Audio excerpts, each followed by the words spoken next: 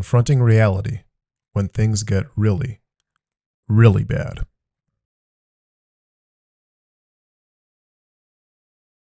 The only way this ends is if you get back in your vehicle and drive away now.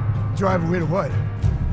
All the roads are blocked. We're in the middle of God knows where. There's no one else around. I have no idea what I am supposed to do right now. I am a useless man.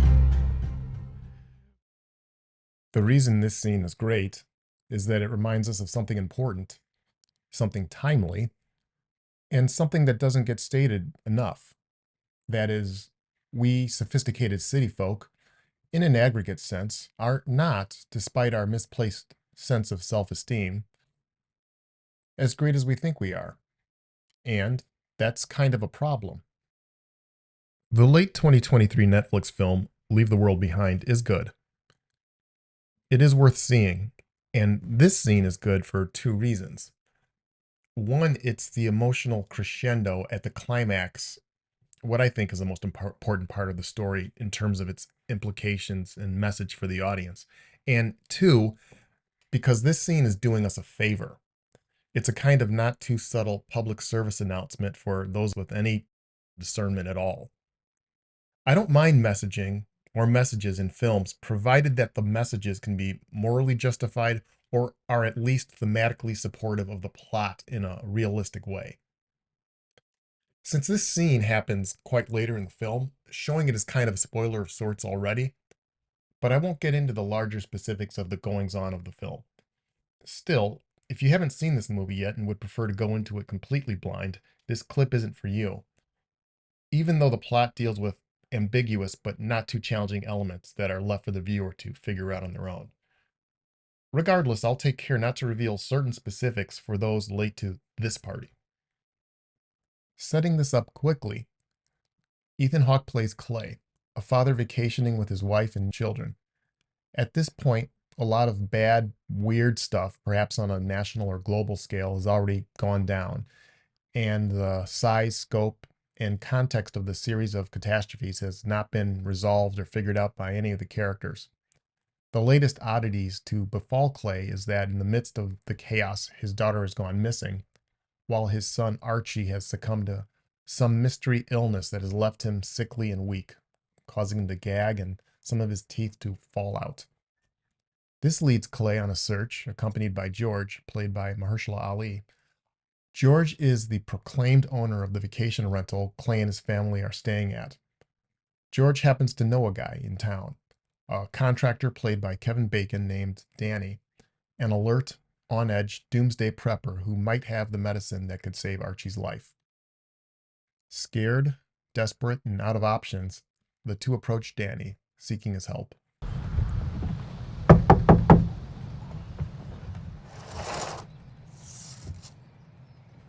George? Danny, sorry to bother you at home like this. I'm gonna need you and your comrade to step off the porch and stand by your vehicle. What? Off the porch and by your vehicle. Quick point, and this may be a stretch, but I don't think so. I like how the writer chose to have Danny refer to George's friend as his comrade, a term of Russian origin, which on top of the American flag on his porch and his Dallas Cowboy hat, in case you missed it, is a nice additional verbal shortcut. George is probably the kind of citizen that has no love lost on commies, and now that things are getting tense, he has no problem quickly othering his former friend and the stranger he's with.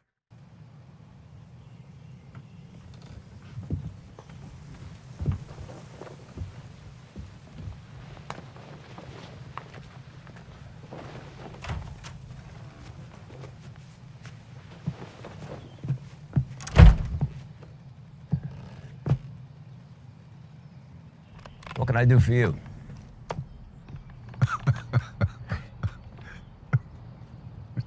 We're just checking on you.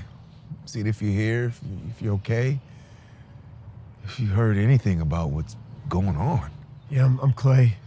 My family rented George's home. You know, we're from the city. Well, that's a lucky break for your family. You imagine what a show the city must be right now? Indeed. And in situations like this, perhaps there's something to be said for living in flyover country. And perhaps people living there, people like Danny, know it too. Danny might also know about a few other things. I gotta be honest with you, I'm surprised you guys are even out. We came out here because my son needs help. He's vomiting. He lost his teeth and they just fell out. Can't explain it. Huh. His teeth, huh? Well, it's gotta have something to do with that noise. You know something about the noise? Another thing that the chaos has done to the main characters, particularly Clay, is absent a straightforward narrative or explanation that he would have relied on from mainstream sources, which he can't now since the TV stations and internet are out. Clay now has to at least consider the viability of conspiratorial explanations. And this ramps up the tension even more, particularly for a person who has, up to this point, probably relied on conventional news, giving relatively comforting takes on a crazy world, one in which boogeymen are handpicked for us. As a public, we tend to prefer that our villains remain familiar ones and that they have a pre-packaged, ready-to-roll story accompanying them. For Clay, now that chaos has come into his world, all of a sudden Reynolds Wrap as a fashion accessory doesn't seem such a bad idea. You gotta read the papers deeper than page 1. The Russians recalled their staff from Washington. Did you even notice that? Something is afoot. Now, what that is exactly, I don't know. Maybe this is as much as we're ever gonna know. Danny throws out some theories, but stops short of claiming anything specific. And his willingness to embrace ambiguity suggests some wisdom on his part. Maybe we just need to sit tight, be safe, pray, whatever works for you. That's a nice little line, nice little detail there, when Danny says, pray or whatever works for you. This is a good understanding of character types and subtly informative dialogue writing. Of course, this is an assumption, but it's reasonable if we take Danny as a conservative, and he checks a lot of boxes, that this shows us Danny as a character recognizes that George, and especially Clay, are both liberals, meaning that they probably aren't church-going praying types. And so he says, pray or do whatever works for you. Play with crystals or go do yoga or something. Well, Danny, it's like Clay said, his son isn't well. We're gonna need more than just prayers. And knowing how primed you are for these kind of situations, we're thinking you might have some medicine that'll be able to help him. What I got isn't your business. Another great line, short and to the point. It's not as if Clay has been prepping all this time just to take in the first panicky passerby he comes across. He's making a hard, fast distinction between friends, family, and acquaintances. Danny, come on now, it's me. We know each other. We're friends. That's the old way, George. Right there, that comment strips bare the illusion of surface-level friendships and hits home the idea that when chips hit the fan, you're on your own. And if you can't depend on anyone except yourself, it'll be close friends and family. And you have to hope that they have some inherent values or skills themselves. Otherwise, all you can expect is cold comfort and well wishes. As for cashing in or seeking relief or help from coworkers or friendly acquaintances, I wouldn't bank on that.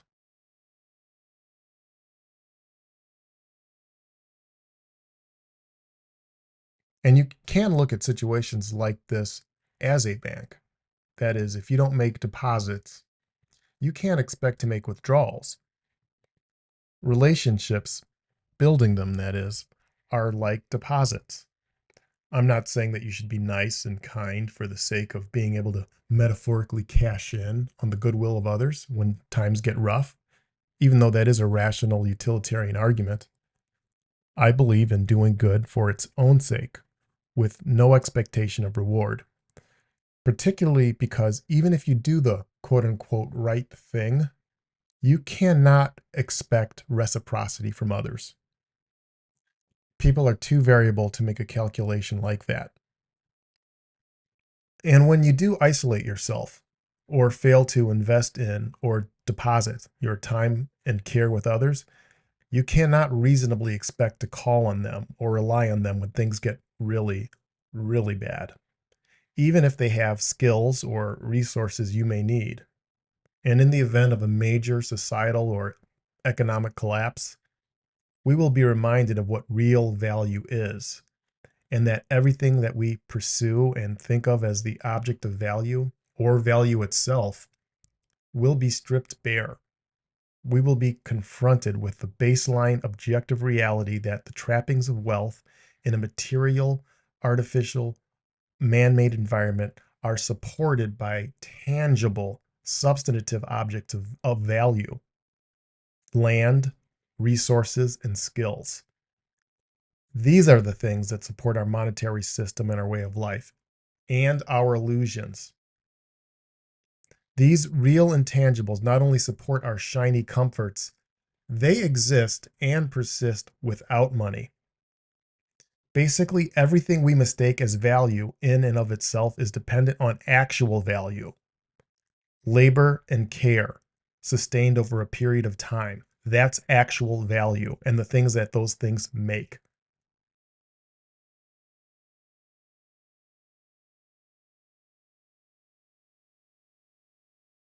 Because money pays for things of value, we tend to forget that money itself has only subjective value and not objective value, until and unless there is another person willing to accept it, which means that the value of money is both conditional and illusory.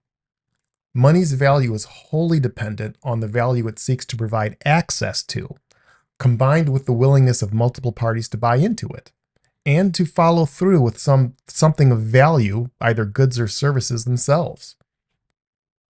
Money is the go-getter of value, which is a value, yes, but again, it's not an independent value. Here's another analogy. A key to a mansion is not a mansion. The fact that the key provides access to a mansion gives the key some value. But why do we routinely mistake the key for the mansion? Why do we elevate it above the greater thing that gives it value in the first place? How have we allowed ourselves to become so transfixed by money itself that we've deified it over the very things that make it worth even considering? Of course, this is a rhetorical question, and the rhetorical answer is that we value money because many of us, and I don't exempt myself from this criticism, are on some level fundamentally lazy, to some degree or in some capacity. Without much exception, we're all differently lazy, and money is an effective shortcut to all the material comforts that we want. And when a society buys into it, that is money, so completely, the value of money, or more accurately, its perceived value, is enhanced. And of course, in a material-based illusory system, perception is reality. Until, of course, it's not. You have to be in a sort of trance-like state, and collectively we are, to view money this way, all day, every day. To update that well-worn phrase, that perception is reality, you could say, if someone hasn't said it already, that perception is reality until perception meets reality. That's a lot more accurate, and it's still kind of pithy. In other words, and it seems a bit silly to say this, but perception isn't reality. Reality is reality. It would be more precisely stated that the subjective may be or is with some frequency mistaken for the objective, until the point where subjectivity, due to dire circumstance, like this scene, is forced to confront objectivity, or objective reality itself. And that's exactly what this film, and particularly this scene, demonstrates so convincingly. It really brings the message home. You're not thinking clearly. Danny, what are you saying? You telling this man not to take care of his son? Nothing makes a whole lot of sense right now. When the world doesn't make any sense, I can still do what's rational, which is protect my own. What you do is your business. I'd like to let this play a bit more, but clips like this have to be broken to comply with copyright rules, which generally speaking, I respect. So again, I'll mention that Danny here is really kind of straightening out George, again, who has presumed a bit much on their friendship. Also, to be fair to Danny, while he might know George, Clay is a stranger to him, and that's a reasonable risk for him to be standoffish about. I thought I was doing the right thing by bringing him here. Now, if you have some medicine that can help him... Well, we could pay. Say, $1,000? Cash might not mean much if the government falls. Another good point by Danny. It's sort of hard not to empathize with him. I mean, put yourself in his shoes. What would you do? How would you feel if you put in all that work and all of a sudden you see it being potentially compromised? But in regards to cash, Danny asserts something that Clay rebuts nicely, and to his advantage, of course. And it's a point that's addressed in the next part of this video. Well, the whole network's down. I mean, credit cards aren't going to work. There's no Venmo or Apple Pay. I mean, cash might be the only thing that means something. My son's really sick. He needs your help. He's 16 years old. So Clay's money does have value here, but only because Danny agrees to accept it. Danny, as possessor of the desired object of value, the pills that Archie needs, determines whether or not Clay's money has value when it matters. It's conditional. When's the last time you went shopping and had to convince the cashier to take your money for a product you wanted? When things are normal, we walk into stores with the expectation that we're going to get what we need. But this is always based on a mountain of conditions that exist and support the very idea of shopping. The expectation that this will always occur seamlessly is the illusion that we're under almost all of the time. Toward the end of that part of the scene, you're forced to witness Clay actually trying to sell the utility and value of money to Danny. And he does do an effective job of it because Archie's life is on the line. But this only further illustrates money's subjective value. And the tension revolves around whether Danny will participate. This is good writing, and I love the menacing score in the background.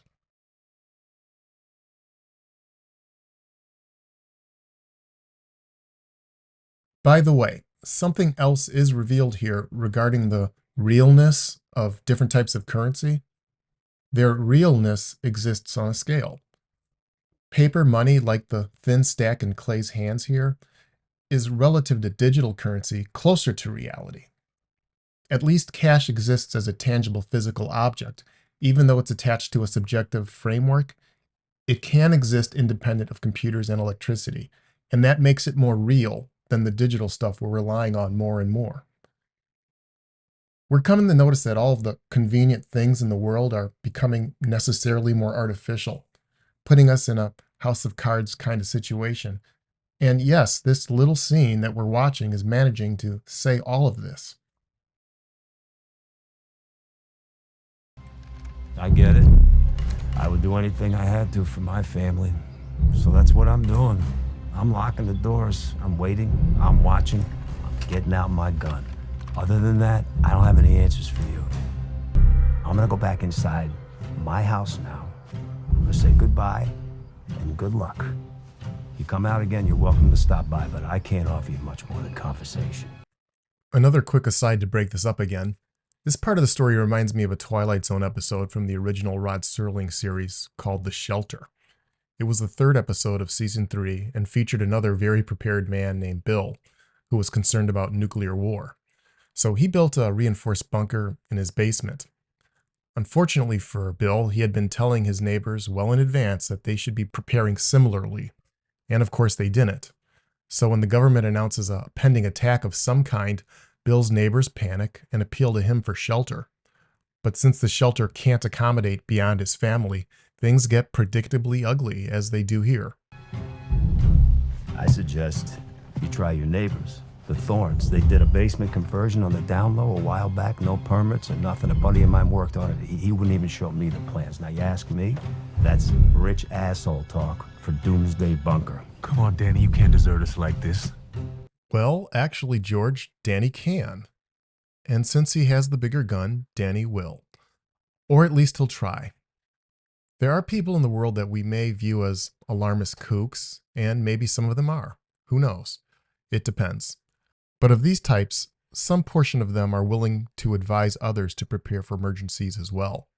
If you want to get a bit more insightful, consider that Danny is a surrogate for this film.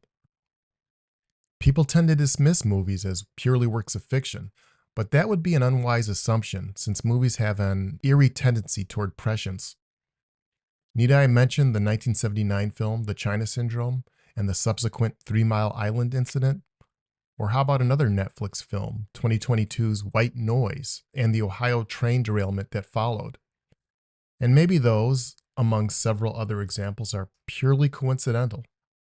Either way, they sure are interesting. Haven't you been picking up on what's going on out there, George? We've all been deserted. Would that line and this idea of being abandoned by the system in this kind of way have been so eerie, so plausible, say 10, 20 years ago?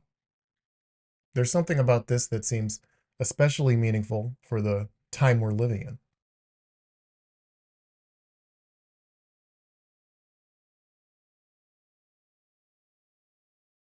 Because it's been coming up more in recent years, the term apocalypse is familiar to all of us, but it's the etymology that might be a little less commonly known. The third definition here is the one that points to its Greek root, apocalyptein, I think that's how you pronounce it, which basically means to uncover or to reveal, like in the Bible, the book of Revelation. So the book of Revelation is obviously tied to a revealing, tied to the apocalypse. These are the same type of ideas. Apocalypse can be personal, or an apocalypse can be a global event. Here it's a global and personal event, because global events that touch us all become personal as well. There are a lot of different things revealed during a crisis, many of which shatter preconceived notions. They have to, because they're so fundamentally important. As a prepper, Danny is operating under a different, more appropriate, actually, set of assumptions about human beings in a crisis than George and especially Clay are. And that incongruity must inevitably lead to one thing: a standoff. I would like all of you off of my property. Now.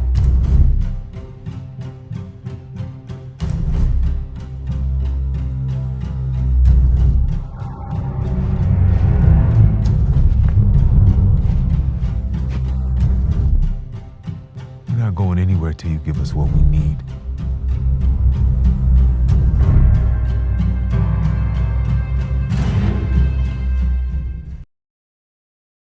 So the tensions are ramping up nicely, and though the stakes are high all around, of the three people here, Clay has the most to lose, since he's not thinking just about his own life, but Archie's life as well.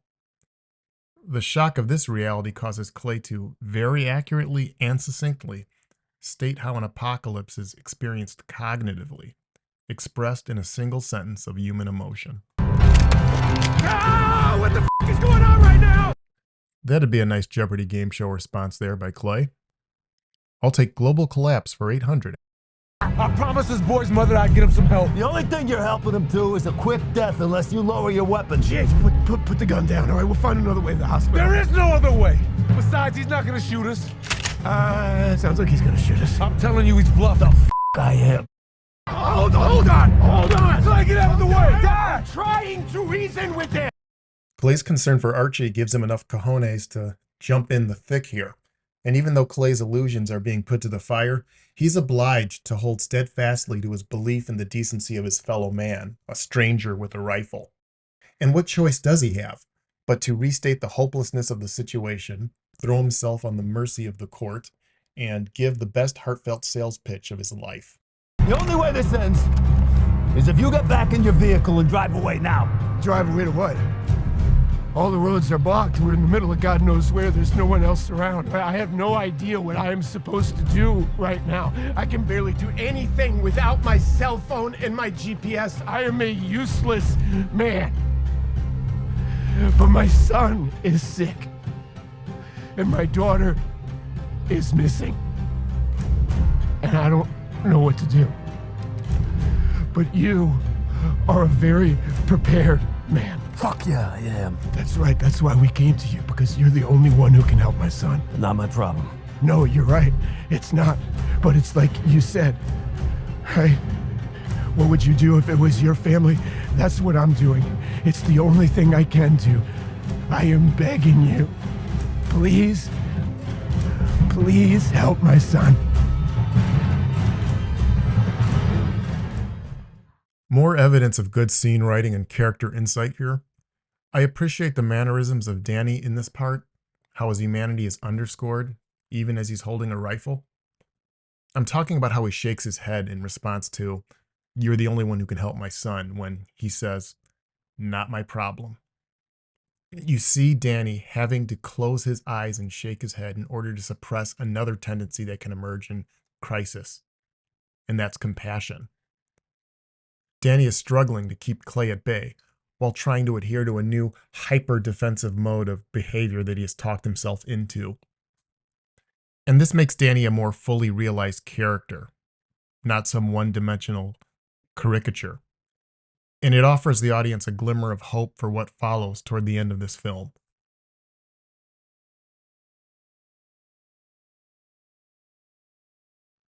Did Clay always know that ultimately he's a useless man?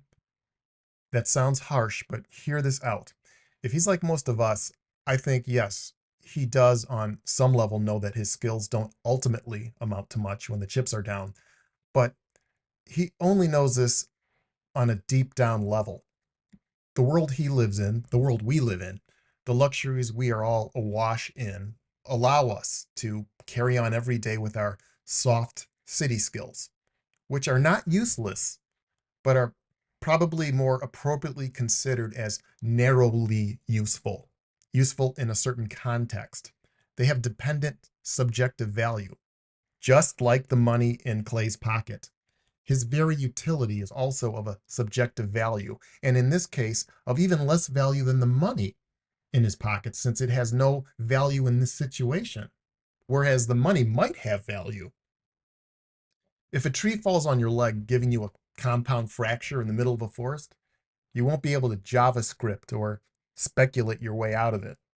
So money is not the only component of our economy and our lives that are that hold illusory value. Our very labor, our life skills have an illusory value. And this must lead us to an important concession about our self-worth, especially in the cities of America and around the world. There's a superiority to the kind of skills that work when the lights go out. They are the dirty, often hard kind of jobs that many of us look down on when we ought to be looking up towards. The people who do this kind of work or have real skills, hunting, fishing, sewing, plumbing, carpentry, gardening, etc., those people probably don't need a reminder to go touch grass, because the very nature of what they do or what they can do keeps them grounded to the natural world, or at least to the understanding of the purpose and value of their labor. Of course, these are generalizations, and even though there are many city people with objective natural skills and more than a few rural folks without them, the revelation remains. In a crisis, many of us are, like Clay, easily reduced to Blanche Dubois status, relying on the kindness of strangers.